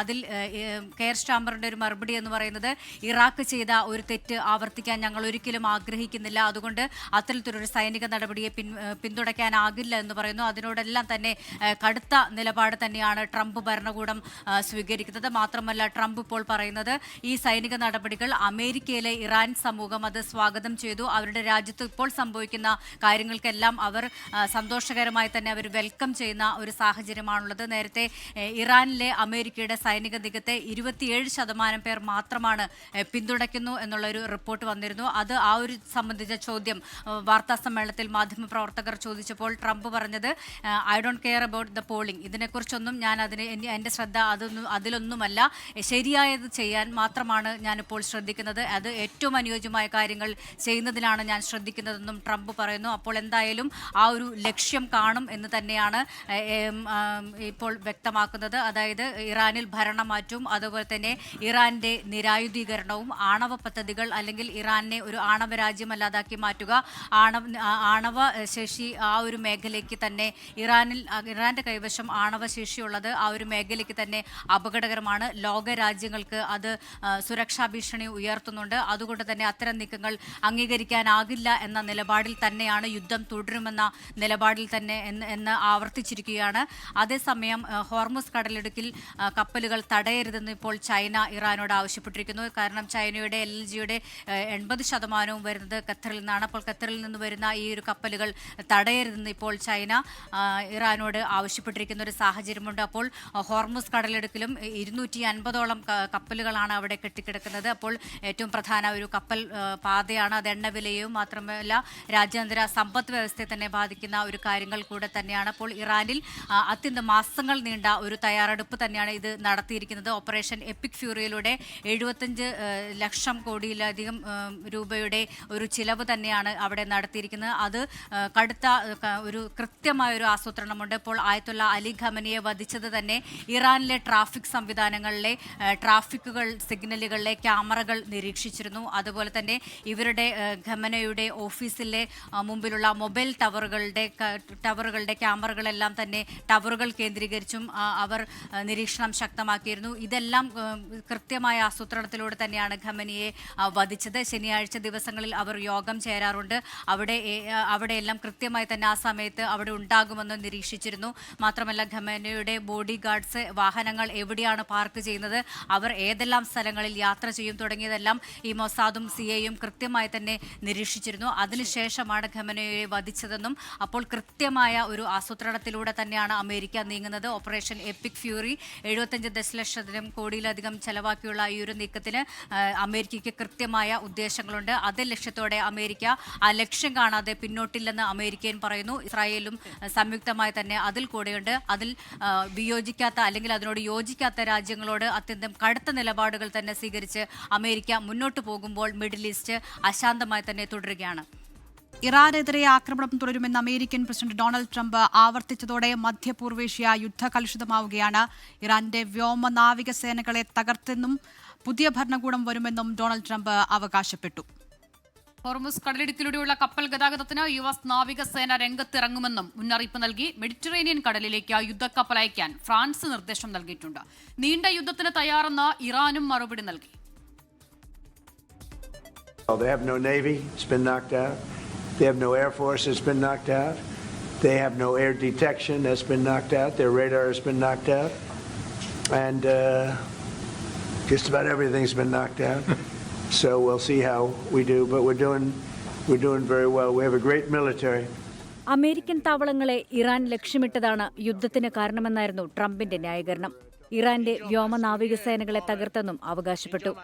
ജർമ്മൻ ചാൻസലർ ഫ്രെഡറിച്ച് മെർസിനൊപ്പമായിരുന്നു യുദ്ധം തുടങ്ങിയ ശേഷം ആദ്യമായി ട്രംപ് മാധ്യമങ്ങളെ കണ്ടത്. ആക്രമണത്തിന് ബ്രിട്ടീഷ് താവളങ്ങൾ വിട്ടുനൽകാത്ത പ്രധാനമന്ത്രി കെയർ സ്റ്റാമറെയും സ്പെയിനെയും ട്രംപ് വിമർശിച്ചു. സ്പെയിനായുള്ള എല്ലാ വ്യാപാരവും നിർത്തലാക്കുമെന്നും തുറന്നടിച്ചു. ആഗോള എണ്ണ വിപണിയെ തകിടം മറിക്കുന്ന നീക്കങ്ങൾ അനുവദിക്കില്ലെന്ന് ട്രംപ് വ്യക്തമാക്കി. അയൽ രാജ്യങ്ങൾക്ക് നേരെ ഇറാൻ ആക്രമണം നടത്തുകയാണെന്നും Trump. They've attacked all of their neighbors. And the neighbors weren't attacking. They thought they'd maybe sit it out or what. They've hit Qatar. They've hit UAE. They've hit Saudi Arabia. They've hit Oman. They were helping us negotiate. They got hit. Everybody got hit. ആവശ്യമായ വിഭവങ്ങൾ ഞങ്ങളുടെ പക്കലുണ്ടെന്നും US അന്താരാഷ്ട്ര നിയമങ്ങൾ പാലിക്കണമെന്നുമായിരുന്നു സ്പെയിനിന്റെ മറുപടി. എന്നാൽ യുദ്ധത്തിൽ ഇടപെടുമെന്ന സൂചന നൽകി ഫ്രാൻസ് രംഗത്തെത്തി. മെഡിറ്ററേനിയൻ കടലിലേക്ക് വിമാനവാഹിനി കപ്പൽ അയക്കാൻ പ്രസിഡന്റ് ഇമ്മാനുവൽ മക്രോൺ നിർദ്ദേശം നൽകി. അതേസമയം US-ഉം ഇസ്രായേലും അന്താരാഷ്ട്ര നിയമം ലംഘിച്ചെന്നും മക്രോൺ കുറ്റപ്പെടുത്തി. പ്രാഥമിക ഉത്തരവാദിത്തം ഇറാനാണെന്നും വിമർശിച്ചു. ഗൾഫ് രാജ്യങ്ങളുമായി പ്രതിരോധ കരാർ ഫ്രാൻസിനുണ്ടെന്നും വ്യക്തമാക്കി. അമേരിക്കയും ഇസ്രായേലിനുമെതിരായ നീണ്ട യുദ്ധത്തിന് തയ്യാറാണെന്ന് ഇറാനും പ്രതികരിച്ചു. ഇതുവരെ ഏറ്റവും നൂതന ആയുധങ്ങൾ ഉപയോഗിച്ചിട്ടില്ലെന്നും കൂടുതൽ കാലം ചെറുത്തുനിൽക്കാനുള്ള ശേഷി തങ്ങൾക്കുണ്ടെന്നും പ്രതിരോധ മന്ത്രാലയം മുന്നറിയിപ്പ് നൽകി. US ഇസ്രായേൽ ആക്രമണത്തിൽ കൊല്ലപ്പെട്ട ഇറാൻ പരമോന്നത നേതാവ് ആയത്തുല്ല അലി ഖമനയുടെ മൃതദേഹം പുണ്യനഗരമായ മഷ്ഹദിൽ സംസ്കരിക്കുമെന്നും റിപ്പോർട്ടുകളുണ്ട്. എന്നാൽ തീയതി വെളിപ്പെടുത്തിയിട്ടില്ല. International desk 24. ഹോർമൂസ് കടലിടുക്കിലൂടെയുള്ള എണ്ണക്കപ്പലുകൾക്ക് സംരക്ഷണം നൽകാൻ അമേരിക്കൻ നാവികസേന ഉടൻ രംഗത്തിറങ്ങുമെന്ന് അമേരിക്കൻ പ്രസിഡന്റ് ഡൊണാൾഡ് ട്രംപ്. ആഗോള എണ്ണ വിപണിയെ തകിടം മറിക്കുന്ന നീക്കങ്ങൾ അനുവദിക്കില്ലെന്നും ട്രംപ് വ്യക്തമാക്കി. മെഡിറ്ററേനിയൻ കടലിലേക്ക് ചാൾസ് ഡി ഗാൾ വിമാനവാഹിനി കപ്പലിന്റെ നേതൃത്വത്തിലുള്ള യുദ്ധക്കപ്പൽ പടയെ ഫ്രാൻസ് അയച്ചു. മധു കൊട്ടാരക്കര അമേരിക്കയിലെ ന്യൂ ജേഴ്സിയിൽ നിന്നും വിവരങ്ങൾ നൽകാനായി ചേരുകയാണ്. മധു, ഈ തുടരുന്ന യുദ്ധം ആഗോള സാമ്പത്തിക വ്യവസ്ഥയടക്കം മോശമായ നിലയിൽ ബാധിക്കുന്ന ഒരു സാഹചര്യമുണ്ട്. പ്രത്യേകിച്ചും ഹോർമൂസ് കടലിടുക്കിലൂടെയുള്ള കപ്പൽ ഗതാഗതം അത് ഏറെ പ്രധാനവുമാണ്. അപ്പോൾ ആ സാഹചര്യത്തിൽ ഹോർമൂസിലൂടെ അമേരിക്കൻ എണ്ണക്കപ്പലുകൾ എത്തുകയാണെങ്കിൽ അത് കത്തിക്കും, തീയിടും എന്നുള്ള പ്രതികരണം കഴിഞ്ഞ ദിവസം ഉണ്ടായിരുന്നു IRGCയിൽ നിന്നും. അപ്പോൾ ഈ സാഹചര്യത്തിൽ കൂടിയാണ് ഏത് വിധേനയും കപ്പലിന് സംരക്ഷണം നൽകും എന്നുള്ള അമേരിക്കയുടെ പ്രഖ്യാപനം വരുന്നത്. സ്വാഭാവികമായും ഒരു തുറന്ന കൈവിട്ട സാഹചര്യത്തിലേക്ക് ഇറാനും അമേരിക്കയുമായി ബന്ധപ്പെട്ട് ഈ ഹോർമൂസുമായി ബന്ധപ്പെട്ട സാഹചര്യം മാറാനുള്ള സൂചനയാണോ ഉള്ളത്? Good morning Aseeda, Dilna. നമ്മൾ പ്രതീക്ഷിച്ചതുപോലെ എല്ലാ കണ്ണുകളും ഹോർമൂസ് കടലിടുക്കിലേക്ക് വന്നിരിക്കുകയാണ്. അമേരിക്കയ്ക്ക് ഈ യുദ്ധം, ഈ ബാലിസ്റ്റിക് മിസൈൽ കേന്ദ്രങ്ങൾ തകർക്കുക, അതുപോലെ ആണവ കേന്ദ്രങ്ങൾ തകർക്കുക എന്നതിന് ഉപരിയായിട്ട് മറ്റൊരു യുദ്ധതന്ത്രം കൂടെ ഇതിന്റെ പിന്നിലുണ്ട്. ചൈനയുടെ സപ്ലൈ ചെയിൻ കട്ട് ചെയ്യുക എന്നുള്ളത്. അതിനാണ് അവരെ വെനിൻസുലയിൽ ആദ്യം ഇടപെട്ട് അനധികൃതമായിട്ടുള്ള എണ്ണക്കടത്തലിനകത്ത് ഇടപെട്ടു. ഇപ്പോൾ ഈ ഹോർമൂസ് കടലിടുക്ക് അടയുന്നത് വഴി ഏറ്റവും കൂടുതൽ ബുദ്ധിമുട്ട് അനുഭവപ്പെടാൻ പോകുന്നത് ചൈനയാണ്. പക്ഷേ ഇപ്പോൾ അമേരിക്കയുടെ സൈനിക ഇടപെടൽ ഉണ്ടാകുമെന്ന് ഡൊണാൾഡ് ട്രംപ് തന്നെ പ്രഖ്യാപിച്ചിരിക്കുകയാണ്. ഈ ഹോർമൂസ് കടലിടുക്കിലൂടെ സഞ്ചരിക്കുന്ന എണ്ണക്കപ്പലുകളെ എസ്കോർട്ട് ചെയ്യാൻ അമേരിക്കൻ നേവി തയ്യാറായി കഴിഞ്ഞു എന്നാണ് ഡൊണാൾഡ് ട്രംപ് ഇന്ന് പറഞ്ഞിരിക്കുന്നത്. ലോകത്തിന്റെ ഏത് ഭാഗത്തേക്കുമുള്ള ഓയിൽ മൂവ്മെന്റ് ഒരു കാരണവശാലും തടസ്സപ്പെടുവാൻ അനുവദിക്കില്ലെന്നാണ് അദ്ദേഹം തറപ്പിച്ച് പറഞ്ഞിരിക്കുന്നത്. ഈ സൈനിക നീക്കത്തിന് പുറമെ ഈ കപ്പൽ ഗതാഗതത്തിന് സാമ്പത്തിക സുരക്ഷ ഉറപ്പാക്കാനുള്ള നടപടികളും ഡൊണാൾഡ് ട്രംപ് ഇന്ന് പ്രഖ്യാപിച്ചിട്ടുണ്ട്. ഗൾഫ് മേഖലയിലുള്ള ഈ സമുദ്ര വ്യാപാരത്തിന് പൊളിറ്റിക്കൽ റിസ്ക് ഇൻഷുറൻസും ഗ്യാരണ്ടിയും നൽകുവാൻ US ഇന്റർനാഷണൽ ഡെവലപ്മെന്റ് ഫിനാൻസ് കോർപ്പറേഷന് ട്രംപ് ഉത്തരവിടുകയും ചെയ്തിട്ടുണ്ട്. അതേസമയം നേരത്തെ മെർലിൻ സൂചിപ്പിച്ചതുപോലെ മെഡിറ്ററേനിയൻ മേഖലയിൽ സൈനിക സാന്നിധ്യം ശക്തമാക്കിയിരിക്കുകയാണ് ഫ്രാൻസ്. ചാൾസ് ഡി ഗാൾ വിമാനവാഹിനി കപ്പൽ ഉൾപ്പെടെ അവരുടെ യുദ്ധസന്നാഹങ്ങളൊക്കെ ഫ്രാൻസ് അവിടെ വിന്യസിപ്പിച്ചു കഴിഞ്ഞു. മേഖലയിൽ ചരക്ക് നീക്കം പുനഃസ്ഥാപിക്കുവാൻ ഒരു രാജ്യാന്തര സഖ്യം തന്നെ രൂപീകരിക്കുമെന്നാണ് ഫ്രഞ്ച് പ്രസിഡന്റ് ഇമ്മാനുവൽ മാക്രോൺ പ്രഖ്യാപിച്ചിരിക്കുന്നത്. റഡാറുകൾ അതുപോലെ വിമാന പ്രതിരോധ സംവിധാനങ്ങളൊക്കെയും വിന്യസിച്ചതായിട്ട് അദ്ദേഹം വ്യക്തമാക്കിയിട്ടുണ്ട്. അതുമാത്രമല്ല, ഇപ്പോൾ ഈ കടലെടുക്ക് അടഞ്ഞു കിടക്കുകയാണെന്ന് മാക്രോൺ ഇന്ന് അവരുടെ ജനത്തെ അഭിസംബോധന ചെയ്ത് TV-യിലൂടെ സംസാരിക്കുമ്പോൾ പറയുകയുണ്ടായി. ചരക്ക് നീക്കം പുനരാരംഭിക്കാനുള്ള എല്ലാ സൈന്യത്തെയും ഉപയോഗിക്കും, അതുമാത്രമല്ല മറ്റ് രാജ്യങ്ങളുടെ സൈന്യങ്ങളെ ഏകോപിപ്പിക്കുകയും ചെയ്യുമെന്ന് അദ്ദേഹം പറഞ്ഞിട്ടുണ്ട്. ഇത് ഹോർമൂസ് കടലെടുക്ക് മാത്രമല്ല, ചെങ്കടൽ, സൂയിസ് കനാൽ എന്നിവിടങ്ങളിലെ സുരക്ഷ ഉറപ്പാക്കുവാനും ഈ ലക്ഷ്യം നീക്കം ഉണ്ടെന്നാണ് മാക്രോൺ പറയുന്നത്. ദിൽന, ആസിദ. മധുകൊട്ടാരക്കര ഇനി താൻ അധികാരത്തിൽ വന്നാൽ യുദ്ധങ്ങൾ അവസാനിപ്പിക്കാൻ മുൻകൈയെടുക്കുമെന്ന് പ്രഖ്യാപിച്ചു വന്ന ഒരു പ്രസിഡന്റാണ് ഡൊണാൾഡ് ട്രംപ്. അദ്ദേഹത്തിനെതിരെ ഇതാ ഇപ്പോൾ ഈ തുടർച്ചയായ നടപടികൾ, നേരത്തെ വെനസ്വേലയിൽ, ഇപ്പോഴിതാ ഇറാനിൽ, ഈ നടപടികളിലെല്ലാം അമേരിക്ക മുൻകൈയെടുക്കുമ്പോൾ വലിയ പ്രതിഷേധം അമേരിക്കയിൽ ഉണ്ടാകുന്നുണ്ട്, അമേരിക്കൻ ജനതയിൽ ഉണ്ടാകുന്നുണ്ട് എന്നാണ് മനസ്സിലാകുന്നത്. പുറത്തുവരുന്ന സർവേ റിപ്പോർട്ടുകൾ അങ്ങനെയാണ് മനസ്സിലാക്കുന്നത്. പക്ഷേ തനത് മുഖവിലേക്ക് എടുക്കുന്നില്ല എന്ന തരത്തിലുള്ള പ്രതികരണം ഡൊണാൾഡ് ട്രംപിന്റെ ഭാഗത്തു നിന്നും വരുന്നു. അങ്ങനെ മുന്നോട്ട് പോകാൻ അദ്ദേഹത്തിന് സാധിക്കുമോ?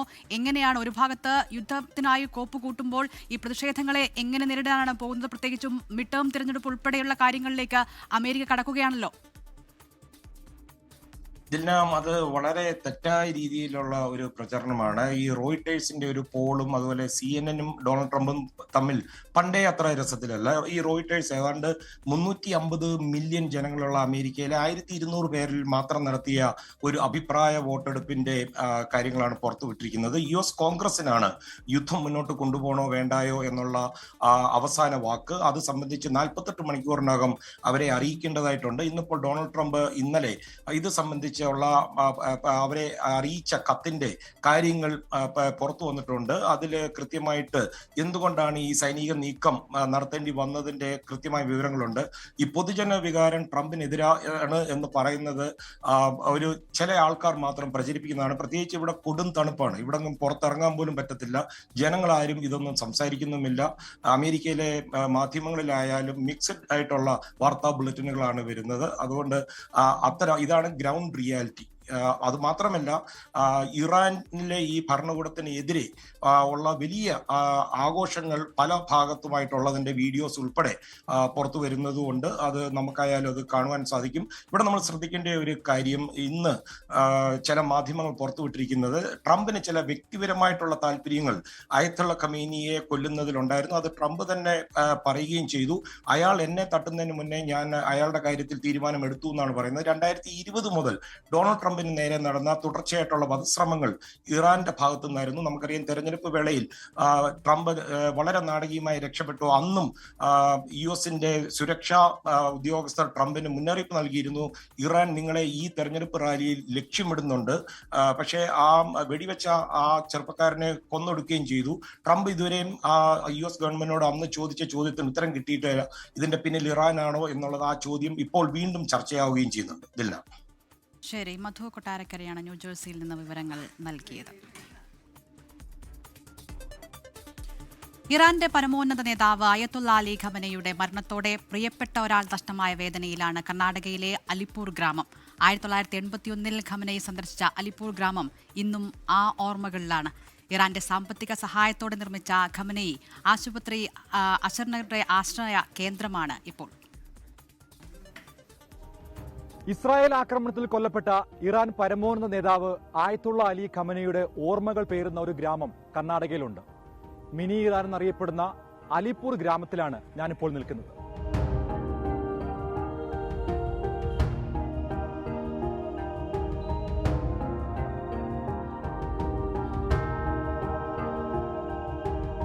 ഇറാനുമായി അടുത്ത സാംസ്കാരിക ബന്ധം പുലർത്തുന്ന ഇന്ത്യയിലെ ഷിയ വിഭാഗം കൂടുതലായി അധിവസിക്കുന്ന മേഖലയാണ് അലിപ്പൂർ. വിദ്യാഭ്യാസത്തിനും മറ്റ് ജോലി ആവശ്യങ്ങൾക്കുമായി നിരവധി പേരാണ് ഇവിടെ നിന്ന് ഇറാനിലേക്ക് പോയിരിക്കുന്നത്. ഖമനയി കൊല്ലപ്പെട്ടതിന്റെ വേദനയ്ക്കൊപ്പം യുദ്ധം തീർക്കുന്ന ആശങ്കകളും ഇവരുടെ മുഖങ്ങളിൽ നിഴലിക്കുന്നു. बेटी का नाम है सैयदा मुफर्रे जैनब. वो तेहरान यूनिवर्सिटी में MBBS कंप्लीट हो चुकी है और तेहरान इमाम खुमैनी हॉस्पिटल में इंटर्नशिप कर रही है. अभी 2 दिन पहले 2 धमाका हुआ, वो हॉस्पिटल में थी. वो हॉस्पिटल के जो डॉक्टर बोले तुम जाओ, थोड़ा बम ब्लास्ट हो गया, वो जाके सेफ हो गए बोल के वो तेहरान यूनिवर्सिटी से खुम चले गई. हमारे वतन के भी बहुत सारे सिर्फ स्टूडेंट्स नहीं है, स्टूडेंट्स भी हैं और कुछ छोटा कारोबारी भी वहाँ पर मौजूद हैं और मेडिकल स्टूडेंट्स भी हैं और इस्लामिक स्कॉलर्स भी वहाँ पर मौजूद हैं और हम उनसे राबता भी हो, बातचीत भी कर रहे हैं. अब तक अल्हम्दुलिल्लाह उन पर कोई ऐसी ख़तरे की बात नहीं है, वो बिल्कुल सेफ हैं. ഇറാൻ സർക്കാരിന്റെ സഹായത്തോടെ 40 വർഷം മുൻപാണ് ഈ നാടിന് ആയത്തുള്ള അലി ഖമനയി ആതുരാലയം സമർപ്പിച്ചത്. ജാതി മത ഭേദമന്യേ എല്ലാവർക്കും ആശ്രയ കേന്ദ്രമാണ് ഇന്നും ആശുപത്രി. This hospital is a charitable hospital. We are charging very nominal fees for irrespective of caste, creed and color. and our charges are very, very nominal. We are here to serve the people, serve the humanity. ഖമനേയിയുടെ മരണത്തിന് പിന്നാലെ അദ്ദേഹത്തോടുള്ള ആദരവും സ്നേഹവും പങ്കുവയ്ക്കുകയാണ് ഈ മനുഷ്യർ. അലിപ്പൂർ നിവാസികളെ സംബന്ധിച്ചിടത്തോളം ആയത്തുള്ള ഖമനി ഒരു ആത്മീയ നേതാവ് മാത്രമായിരുന്നില്ല. ഈ ദേശത്തിന്റെ ആരോഗ്യ വിദ്യാഭ്യാസ മേഖലയ്ക്ക് ശക്തി പകർന്ന തങ്ങളുടെ പ്രിയ നേതാവിന്റെ വിയോഗത്തിലാണ് ഇവിടുത്തുകാർ. അലിപ്പൂരിൽ നിന്നും ജിജിനൊപ്പം സജു ചാമക്കാലയിൽ 24. ഇറാൻ ഇസ്രായേൽ സംഘർഷത്തിന് പിന്നാലെ യുഎഇയിലെ ഫുജൈറയിൽ കുടുങ്ങിയ യാത്രക്കാർ നെടുമ്പാശ്ശേരിയിൽ തിരിച്ചെത്തി. അക്ബർ ട്രാവൽസ് ഒരുക്കിയ പ്രത്യേക ചാർട്ടേഡ് വിമാനത്തിലാണ് 186 യാത്രക്കാർ എത്തിയത്. യുഎഇയിൽ ഉള്ളവരെല്ലാം സുരക്ഷിതരാണെന്നും ആശങ്കപ്പെടേണ്ട സാഹചര്യമില്ല എന്നും യാത്രക്കാർ പറഞ്ഞു. വിമാനങ്ങൾ കുറവായതുകൊണ്ട് നിരവധി പേർ കുടുങ്ങിക്കിടക്കുന്നു എന്നും യാത്രക്കാർ 24നോട് പറഞ്ഞിട്ടുണ്ട്. വിപിൻ സി വിജയൻ തയ്യാറാക്കിയ റിപ്പോർട്ട് കാണാം. UAE ഫിജറയിൽ നിന്നുള്ള സ്പൈസ് ജെറ്റ് വിമാനം ഇപ്പോൾ നെടുമ്പാശ്ശേരി വിമാനത്താവളത്തിൽ എത്തിയിരിക്കുന്നു. 186 യാത്രക്കാരാണ് അതിൽ ഉണ്ടായിരുന്നത്. അത് പ്രത്യേകമായി ചാർട്ടേഡ് ചെയ്തിട്ടുള്ള വിമാനമായിരുന്നു. അതിലാണിപ്പോൾ സ്ത്രീകളും കുട്ടികളും ഉൾപ്പെടെയുള്ളവർ നാട്ടിലേക്ക് എത്തിയിരിക്കുന്നത്. ഇപ്പോൾ ചേട്ടനെ എവിടുന്നാണ്? ഞാനിപ്പോൾ പറഞ്ഞത് ഫുജേറാണ്. ഇവിടേക്ക് ബാംഗ്ലൂർ പോകാൻ വേണ്ടിയിട്ട് ഇവിടെ ഇറങ്ങിയതാണ്. ബാംഗ്ലൂരിലേക്ക്. ഓക്കെ, എന്താണ് അവിടുത്തെ ഒരു സിറ്റുവേഷൻ? എന്താണ് ഫിജറയിലെ ഇപ്പോൾ അവിടെ സിറ്റുവേഷനൊക്കെ കൺട്രോളാണ്. പക്ഷേ ഇടയ്ക്കും തലയ്ക്ക് ഓരോ സമയത്ത് ഒരു ഡ്രോൺസ് ഫ്ലൈ ആവുന്നുണ്ട്. ആ ഡ്രോൺസിനെ ഇവരൊക്കെ മുകളിൽ തന്നെ വെച്ചിട്ട് ഡിഫ്യൂസ് ചെയ്യുന്നുണ്ട്. ചെയ്തിട്ട് അതിൻ്റെ ഡെബ്രീസ് താഴെ വീണിട്ട് ചില ബിൽഡിങ്ങിൻ്റെ മുകളിൽ വരുമ്പോൾ തീപിടുത്തം ചെറുതായിട്ട് ആവുന്നുണ്ട്. അപ്പോൾ പെട്ടെന്ന് അതിനുള്ള കെയറൊക്കെ ചെയ്തിട്ട് ആൾക്കാർക്കൊന്നും സംഭവിക്കുന്നില്ല. വിമാനങ്ങളൊന്നും ഇല്ലാത്തതുകൊണ്ട് ആളുകൾക്ക് അതിൻ്റെ ഒരു ടെൻഷൻ ഉണ്ടോ? പ്ലെയിൻ എയർ സ്പേസ് ഇല്ലാത്തതുകൊണ്ട് കുറേ ആൾക്കാർ ഇപ്പോൾ എയർപോർട്ടിൽ കുടുങ്ങി കിടക്കുന്നുണ്ട്. ഈ ട്രാൻസിറ്റ് വിസ വന്നവർക്കൊക്കെ എല്ലാവർക്കും ഫ്ലൈറ്റ് കിട്ടിയിട്ടില്ല. കുറേ ആൾക്കാർ അവിടെ ഉണ്ട്. ഇപ്പോൾ ഇനി ഒരു 2 ഡേയ്സിലോ എയർ സ്പേസ് ഒക്കെ ഓപ്പൺ ആവും തോന്നുന്നു. ഓക്കെ, അക്ബർ ട്രാവൽസിൻ്റെ പ്രത്യേകമായിട്ട് അവരുടെ നേതൃത്വത്തിലായിരുന്നു ഈ ചാർട്ടേഡ് വിമാനത്തിൽ ഇപ്പോൾ നാട്ടിലേക്ക് ഇവർ എത്തിയിരിക്കുന്നത്. അവിടെ എയർപോർട്ടിൽ ഇറങ്ങിയ പാടത്തിന് കുറച്ച് അവിടെ ഒരു ഓയിലിൻ്റെ ഒരു ഫാക്ടറി ബുദ്ധിമുട്ടായിട്ട് പ്രശ്നം ഉണ്ടായിരുന്നു. പിന്നെ അവിടുത്തെ ലോക്കൽസ് അവിടുത്തെ ഉണ്ടായിരുന്ന ഇമ്രാത്തിലൊക്കെ നല്ല സപ്പോർട്ടീവ് ആയിരുന്നു. ദുബായിലായിരുന്നു വർക്ക് ചെയ്യുന്നത്. പക്ഷേ ഫുജൈറായിരുന്നു സ്പെഷ്യൽ ഫ്ലൈറ്റ് വഴിയായിരുന്നു. അപ്പോൾ ഈ വിമാനത്തിൽ ഇതിൽ വരാൻ എന്തെങ്കിലും ഒരു ബുദ്ധിമുട്ടുണ്ടായിരുന്നു? അവിടെ അങ്ങനെ കുടുങ്ങി കിടക്കുന്നുണ്ടോ ഒരുപാട് പേര്?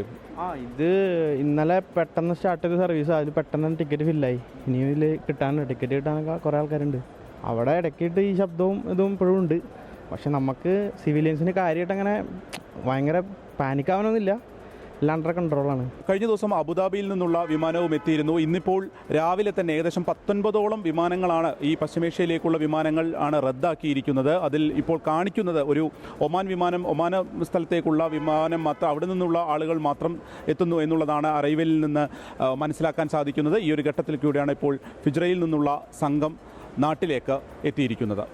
അദീഷിനൊപ്പം Vipin C Vijayan, 24 Kochi. Iran Israel സംഘർഷത്തെ തുടർന്ന് അബുദാബിയിൽ കുടുങ്ങിയ നടി സ്വാസിക തിരിച്ചെത്തി. അക്ബർ ട്രാവൽസിന്റെ ചാർട്ടേഡ് വിമാനത്തിലാണ് നെടുമ്പാശ്ശേരിയിൽ മടങ്ങിയെത്തിയത്. ഡ്രോണും മിസൈലും പോകുന്നത് കാണുമ്പോൾ ആശങ്കയുണ്ടെന്നും നാട്ടിലെത്തിയതിൽ ആശ്വാസമുണ്ടെന്നും സ്വാസിക 24നോട് പറഞ്ഞു. ഞാൻ 28-നാണ് വരാനിരുന്നത്. അപ്പോൾ ഇപ്പം 4ാമത്തെ ദിവസമാണ്. അപ്പോൾ ഇങ്ങനെ പെട്ടെന്ന് ഇന്നലെയാണ് അക്ബർ ട്രാവൽസിൻ്റെ ഈ ഒരു അനൗൺസ്മെൻറ്റ് കേട്ടത്. അപ്പോൾ ഉടനെ ബുക്ക് ചെയ്തു. അതാ സിറ്റുവേഷൻസ്, അവിടെ ആളുകൾ ജോലിക്ക് പോകുന്നുണ്ട്, എല്ലാം ഓപ്പൺ ആണ്, അതൊക്കെയാണ്. പക്ഷെ നമുക്ക് ഡെയിലി രാത്രി ഇങ്ങനെ അലേർട്ട് വരിക, അല്ലെങ്കിൽ നമ്മൾ കേൾക്കുക സൗണ്ട്, ഡ്രോൺസിൻ്റെ ഇതൊക്കെ അങ്ങനെ കാണുമ്പോൾ നമ്മളിങ്ങനെ ഇവിടെ നിന്നൊക്കെ ഉള്ളവർക്ക് ഒരു ടെൻഷൻ കൂടുമല്ലോ. എത്രയും നാട്ടിലെത്തണ ആൾക്കാരൊക്കെ നമ്മുടെ നാട്ടിലാണല്ലോ, അതുകൊണ്ട് അവിടെ ഉള്ളവർ പക്ഷേ അവർ ഓൾമോസ്റ്റ് ഓക്കെ ആണ്, കുഴപ്പമില്ല, വിത്തിൻ 3 days എല്ലാം ശരിയാവും എന്നുള്ള പ്രതീക്ഷയിൽ തന്നെയാണ്. സിനിമയുടെ ഭാഗമായിട്ട് പോയതാണ്? അല്ല, ഞാൻ അവിടെ ഒരു ഡാൻസ് ക്ലാസ്സിൻ്റെ വർക്ക്ഷോപ്പിന് പോയതാണ്. അപ്പോൾ ഒറ്റ ദിവസത്തെ പ്രോഗ്രാം ആയിരുന്നു. അപ്പോൾ അതുകൊണ്ട് ഞാൻ പെട്ടെന്ന് പോയിട്ട് പെട്ടെന്ന് വരാമെന്ന് വിചാരിച്ചാണ് ഇങ്ങനെ സ്റ്റക്കായത്. അതാ, അതിങ്ങനെ നമുക്ക് കാണാം, അതിങ്ങനെ മിസൈലുകൾ പോകുന്നതും ഡ്രോണ്. പക്ഷേ അവർ UAE ഗവൺമെൻറ് ഭയങ്കരമായിട്ട് ആളുകളെ സപ്പോർട്ട് ചെയ്യുന്നതുകൊണ്ട് ആരും അങ്ങനെ പാനിക് ആയിട്ടില്ല ഇതുവരെ. എല്ലാവരും ഓക്കെ, കുഴപ്പമുണ്ടാവില്ല എന്നുള്ള രീതിയിലാണ് അവിടുത്തെ ഗവൺമെൻറ് കൊടുക്കുന്ന ഒരു ഉറപ്പ്. അപ്പോൾ അതാണ് ഞാൻ പറഞ്ഞു, ഇപ്പോൾ സിറ്റുവേഷൻസ് അവിടെ കറൻ്റ്ലി ആളുകളെല്ലാവരും ഓക്കെയാണ്, അങ്ങനെ ഭയങ്കരമായിട്ടൊരു ഭീതി ഇല്ല. പക്ഷേ നമ്മളെപ്പോലെ സ്റ്റക്കായി നിൽക്കുന്നവർ, ഹോട്ടൽസിലും എയർപോർട്ടിലൊക്കെ സ്റ്റക്കായി നിൽക്കുന്നവർക്ക് ഒരു മാർഗം ഈ ഒരു ഫുജേറ എന്നുള്ളൊരു സ്പെഷ്യൽ ഫ്ലൈറ്റ് വന്നതുകൊണ്ട് അത് നന്നായി. കുറേ ആളുകൾ ഇനിയും എയർപോർട്ടിൽ സ്റ്റക്കായിട്ടുണ്ട്. ഇത് അടച്ചതാണല്ലേ, വിമാനങ്ങളില്ലാത്തതാണല്ലേ പ്രധാന മെയിൻ പ്രശ്നം. കാരണം UK-ന്നും അവിടെ നിന്നൊക്കെ US നിന്നൊക്കെ വരുന്നവരെല്ലാവരും എയർപോർട്ടിൽ തന്നെ സ്റ്റക്കായിട്ടുണ്ട്. കുറേ പേര് ഹോട്ടൽസിൽ സ്റ്റക്കായിട്ടുണ്ട്. അപ്പോൾ അങ്ങനെയുള്ളവർക്ക് എത്രയും പെട്ടെന്ന് ഒരു ഫ്ലൈറ്റ് ഓപ്ഷൻ കിട്ടിയാലാണല്ലോ ഇന്ത്യയിലേക്ക് എവിടെയെങ്കിലുമൊക്കെ എത്താൻ പറ്റുള്ളൂ. അപ്പോൾ ഈ ഒരു സർവീസ് ഇങ്ങനെ അക്ബർ ട്രാവൽസിൻ്റെ വന്നത് എന്തായാലും കുറേ പേർക്ക് ഗുണമായിട്ടുണ്ട്. ഇന്നിപ്പോൾ ഞങ്ങളുടെ ഫ്ലൈറ്റിൽ തന്നെ കുറേ പേര് വന്നു. ഇനി അവിടെ മുംബൈ, കാലിക്കറ്റ് എല്ലാം ഉണ്ട്. ഇനിയിപ്പോൾ തിരുവനന്തപുരം ഇവിടെ നാട്ടിലെത്തിയല്ലോ, ഇനിയിപ്പോൾ പതുക്കെ റിലാക്സ് ആയിട്ട് പോവാം. യെസ്, അപ്പോൾ 4 ദിവസമായിട്ട് സ്വാസിക ദുബായിലായിരുന്നു. അവിടുന്ന് എങ്ങനെ വരുമെന്നറിയാതെ തന്നെ നിൽക്കുമായിരുന്നു. ഈ ഒരു ഘട്ടത്തിൽ അവിടുത്തെ ഒരു സിറ്റുവേഷൻ നമ്മോട് പങ്കുവയ്ക്കുകയായിരുന്നു നടി സ്വാസിക. മധ്യപൂർവേഷ്യയിലെ പ്രതിസന്ധിയെ തുടർന്ന് ഗെയിലും ഇന്ത്യൻ ഓയിലും വ്യവസായ മേഖലയ്ക്ക് നൽകിയിരുന്ന LNG വിതരണം കുറച്ചു. ഖത്തർ LNG കമ്പനി LNG ഉൽപാദനം കഴിഞ്ഞ ദിവസം നിർത്തിയിരുന്നു. ഇതോടെയാണ് ഇന്ത്യയുടെ നീക്കം. അതേസമയം ഇന്ത്യക്ക് തടസ്സമില്ലാതെ ക്രൂഡ് ഓയിൽ ലഭിക്കുന്നുണ്ടെന്ന് ഉറപ്പാക്കാൻ ആഗോള വിപണിയിൽ സൂക്ഷ്മ നിരീക്ഷണം നടത്തിവരികയാണ് സർക്കാർ. ലോകത്തിലെ 4ാമത്തെ വലിയ LNG വാങ്ങുന്ന രാജ്യമായ ഇന്ത്യ LNG ഇറക്കുമതിക്കായി മധ്യപൂർവേഷ്യയാണ് വലിയ തോതിൽ ആശ്രയിക്കുന്നത്. അബുദാബി നാഷണൽ ഓയിൽ കമ്പനിയുടെ ഏറ്റവും വലിയ LNG ഉപഭോക്താവും ഖത്തർ എനർജിയുടെ 2ാമത്തെ വലിയ ഉപഭോക്താവും ഇന്ത്യയാണ്. എന്നാൽ ഖത്തർ എനർജി LNG ഉൽപാദനം നിർത്തിയതിനെ തുടർന്നാണ് ഗെയിലും ഇന്ത്യൻ ഓയിലും പ്രതിരോധ നടപടി സ്വീകരിച്ചത്. ഇതിന്റെ ഭാഗമായി വ്യവസായങ്ങളിലേക്കുള്ള ഗ്യാസ് വിതരണം കുറച്ചു. LNGയുടെ മുൻനിര ഇറക്കുമതിക്കാരായ പെട്രോനെറ്റ് വിതരണത്തിൽ കുറവുണ്ടെന്ന് ഗെയിലിനെയും മറ്റു കമ്പനികളെയും അറിയിച്ചിട്ടുണ്ടെന്നാണ് റിപ്പോർട്ട്. അതേസമയം ഹോർമുസ് കടലിടുക്കിലെ സംഘർഷങ്ങൾ ആശങ്കകൾ ഉയർത്തിയിട്ടുണ്ടെങ്കിലും സാഹചര്യം നേരിടാൻ ഇന്ത്യയ്ക്ക് ആവശ്യമായ ഊർജ്ജശേഖരമുണ്ടെന്നാണ് ഊർജ്ജമന്ത്രി ഹർദീപ് സിംഗ് പുരി വ്യക്തമാക്കുന്നത്. ഇന്ത്യയുടെ ക്രൂഡ് ഓയിൽ ആവശ്യകതയുടെ പകുതിയും ഇറക്കുമതി ചെയ്യുന്നത് മധ്യപൂർവേഷ്യയിൽ നിന്നാണ്. എന്നാൽ ഇന്ത്യയിൽ ഏകദേശം 8 ആഴ്ചത്തേക്കുള്ള ക്രൂഡ് ഓയിൽ ശേഖരമുണ്ടെന്നാണ് വിവരം. ഇതിനു പുറമെ 25 ദിവസത്തേക്കുള്ള പെട്രോൾ ഡീസൽ ശേഖരവും ഇന്ത്യയ്ക്കുണ്ടെന്നും റിപ്പോർട്ടുകളുണ്ട്. അതിനാൽ ഇന്ത്യ സുരക്ഷിതരാണെന്നാണ് വിദഗ്ധ അഭിപ്രായം. റഷ്യൻ എണ്ണ വാങ്ങുന്നതിനെതിരെ US സമ്മർദ്ദം വർദ്ധിപ്പിച്ചതോടെ അമേരിക്ക, കാനഡ, ലാറ്റിൻ അമേരിക്ക എന്നിവിടങ്ങളിൽ നിന്ന് അസംസ്കൃത എണ്ണ വാങ്ങുന്നത് ഇന്ത്യ വർദ്ധിപ്പിച്ചിരുന്നു. അതേസമയം മുൻ കരാറുകൾ പ്രകാരം ഇന്ത്യയ്ക്ക് റഷ്യയിൽ നിന്ന് എണ്ണ ലഭിക്കുന്നത് തുടരുന്നുണ്ടെന്നതും നിലവിൽ ആശ്വാസകരമാണ്. Research desk 24. വയനാട് യുവാവിനെ വീട്ടിനടുത്തുള്ള പറമ്പിൽ മരിച്ച നിലയിൽ കണ്ടെത്തി. വടക്കനാട് പച്ചാടി കതങ്ങത്ത് നടുവീട്ടിൽ രാജീവാണ് മരിച്ചത്. കാട്ടാന ആക്രമണം എന്നാണ് സംശയം. കാളിദാസ് ദേവദത്തം വയനാട്ടിൽ നിന്ന് വിവരങ്ങളുമായി ചേരുകയാണ്. കാളിദാസൻ, പറഞ്ഞോളൂ. ആനയെ തുരത്താൻ പോയ യുവാവാണ് മരിച്ച നിലയിൽ എന്നുള്ള വിവരങ്ങളാണ് വരുന്നത്. ആന ആക്രമിച്ചതാണോ? ആന ആക്രമിച്ചതാണ് എന്നുള്ള തരത്തിൽ തന്നെയാണ് ഇപ്പോൾ നിലവിൽ വിവരങ്ങൾ ലഭിക്കുന്നത്. ബത്തേരിയിലാണ്. ബത്തേരി കുറച്ച് ഉൾപ്രദേശമാണ്. വടക്കനാട് എന്നുള്ള സ്ഥലത്താണ് ഈ മരിച്ച വടക്കനാട് സ്വദേശി രാജീവിനെ 37 വയസ്സാണ് മരിച്ച നിലയിൽ കണ്ടെത്തിയത്. വീടിനടുത്തുള്ള പറമ്പിലാണ് മരിച്ച നിലയിൽ കണ്ടെത്തിയത്. അതോടൊപ്പം സ്ഥലത്ത് കാട്ടാനയുടെ കാൽപ്പാടുകൾ അടക്കം കണ്ടെത്തിയിട്ടുണ്ട് എന്നുള്ളതാണ് ഇതിനെ സംശയത്തിലേക്ക് എത്തിക്കുന്നത്. ആനയെ തുരത്താൻ പോയ യുവാവാണ്. കാട്ടാനയുടെ ആക്രമണമാണെന്നാണ് സംശയം. കൃഷിയിടത്തിൽ ഇറങ്ങിയ കാട്ടാനയാണ്. അതിനെ ഓടിക്കാൻ പോയതാണെന്നുള്ളതാണ് വിവരം ലഭിച്ചിരിക്കുന്നത്. രാത്രിയാണ് ഇത്തരത്തിൽ ഈ രാജീവിനെ കാണാതായത്. തുടർന്ന് നടത്തിയ ഒരു തെരച്ചിലുണ്ടായിരുന്നു. ആ തെരച്ചിലാണ് വീണ് കിടക്കുന്നത്. പുറമേ കാണുന്ന പരിക്കുകൾ ശരീരത്തിൽ പുറമെ കാണുന്ന തരത്തിലുള്ള പരിക്കുകളൊന്നും ശരീരത്തില്ലെന്നാണ് വിവരം ലഭിക്കുന്നത്. ഈ ഒരു പ്രദേശം എന്ന് പറയുന്നത് വടക്കനാട് എന്ന് പറയുന്നത് സ്ഥിരമായി കാട്ടാന ശല്യമുള്ള ഒരു പ്രദേശം കൂടിയാണെന്നുള്ളതാണ് നമ്മൾ മനസ്സിലാക്കേണ്ടത്. ഈ ബത്തേരിയിലാണ് വടക്കനാട് സ്വദേശി രാജീവിനെ മരിച്ച നിലയിൽ കണ്ടെത്തിയിരിക്കുന്നത്. ശരി, കാട്ടാന ആക്രമണത്തിലാണ് യുവാവ് കൊല്ലപ്പെട്ടത് എന്നതാണ് സംശയം. കാളിദാസൻ ദേവദത്തമാണ് വിവരങ്ങൾ നൽകിയത്. നിയമസഭാ തെരഞ്ഞെടുപ്പിനുള്ള CPIM സ്ഥാനാർത്ഥി പട്ടികയിൽ ഇന്ന് അന്തിമ ധാരണയാകും. നിർണായക സംസ്ഥാന സെക്രട്ടേറിയറ്റ് തിരുവനന്തപുരത്ത് ചേരും. ഔദ്യോഗിക പ്രഖ്യാപനം അടുത്തയാഴ്ച ആദ്യമുണ്ടായേക്കും. സ്ഥാനാർത്ഥി നിർണയത്തിന്റെ പൊതുമാനദണ്ഡങ്ങൾ നിശ്ചയിക്കാൻ CPI സംസ്ഥാന നേതൃയോഗങ്ങളും ഇന്നു ചേരുന്നുണ്ട്. സീറ്റ് വിഭജനം തീരുമാനിക്കാനുള്ള LDF യോഗം ഇന്ന് വൈകിട്ടാണ്. അജ്മൽ ദിറാർ തിരുവനന്തപുരത്ത് വിവരങ്ങളുമായി ചേരുകയാണ്. അജ്മൽ, ഇന്ന് LDFന്റെ സീറ്റ് ധാരണയുണ്ടാകുന്നു. CPIMന്റെ സ്ഥാനാർത്ഥികൾ തീരുമാനമുണ്ടാകുന്നു. LDF ഒരുങ്ങിക്കഴിഞ്ഞു തിരഞ്ഞെടുപ്പിന് എന്നാണ് മനസ്സിലാക്കുന്നത്. വളരെ പെട്ടെന്നൊരു സ്ഥാനാർത്ഥി പ്രഖ്യാപനം എന്നതിലേക്കാണോ LDF കടക്കാൻ പോകുന്നത്?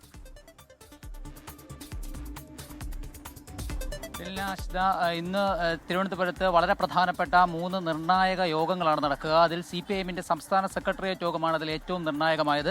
CPIM മണ്ഡലതലങ്ങളിൽ നിന്നും ശേഖരിച്ച സ്ഥാനാർത്ഥി പട്ടിക പിന്നീട് അവരുടെ ജില്ലാ സെക്രട്ടേറിയറ്റിലേക്ക് എത്തുകയും ജില്ലാ സെക്രട്ടേറിയറ്റ് സംസ്ഥാന സെക്രട്ടേറിയറ്റിന് കൈമാറുകയും ചെയ്തിട്ടുണ്ടായിരുന്നു. ഈ സംസ്ഥാന സെക്രട്ടേറിയറ്റ് ഇത് സംസ്ഥാന കമ്മിറ്റിക്ക് മുമ്പിൽ അവതരിപ്പിച്ച് അതിനൊരു അന്തിമ അനുമതി വാങ്ങിയ ശേഷം വീണ്ടും മണ്ഡലങ്ങളിലേക്ക് കൈമാറുകയും ആ മണ്ഡലങ്ങളിൽ നിന്ന് അഭിപ്രായം ശേഖരിച്ച ശേഷമുള്ള പട്ടികയാണ് ഇന്ന് സംസ്ഥാന സെക്രട്ടേറിയറ്റിന് മുമ്പിലെത്തുക. ആ സംസ്ഥാന സെക്രട്ടേറിയറ്റിന് മുമ്പിലെത്തുന്ന പട്ടികയ്ക്ക് അന്തിമ അനുമതി നൽകുന്നതോടുകൂടി CPM-ന്റെ സംസ്ഥാന തെരഞ്ഞെടുപ്പിലേക്കുള്ള സ്ഥാനാർത്ഥി പട്ടിക ഇന്ന് പൂർത്തിയാവുകയാണ് ചെയ്യുക. പക്ഷേ അങ്ങനെ സ്ഥാനാർത്ഥി പട്ടികയ്ക്ക് ഒരു അന്തിമ തീരുമാനമുണ്ടാവുമെങ്കിലും അത് പുറത്തുവിടുക മാർച്ച് 8-നോ അതിനുശേഷമായിരിക്കുമെന്നാണ് പുറത്തുവരുന്ന വിവരങ്ങൾ. അതിൽ തിരുവനന്തപുരം ജില്ലയെ സംബന്ധിച്ചിടത്തോളം തിരുവനന്തപുരം ജില്ലയിലെ 10 മണ്ഡലങ്ങളിലും CPM 14 നിയോജക മണ്ഡലങ്ങളുള്ള തിരുവനന്തപുരത്ത് 10 നിയമസഭാ മണ്ഡലങ്ങളിലും CPM നിലവിൽ സിറ്റിംഗ് MLA-മാർക്ക് തന്നെയാണ് വീണ്ടും മത്സരിക്കാനുള്ള അവസരം നൽകുമെന്നാണ് പുറത്തുവരുന്ന വിവരങ്ങൾ. രണ്ടാമത്തെ യോഗം എന്ന് പറയുന്നത് CPI-യുടെ ഭാഗത്ത് നിന്നാണ്. CPI-യുടെ സംസ്ഥാന കൗൺസിലും സംസ്ഥാന സെക്രട്ടേറിയറ്റും ഇന്ന് ചേരുന്നുണ്ട്.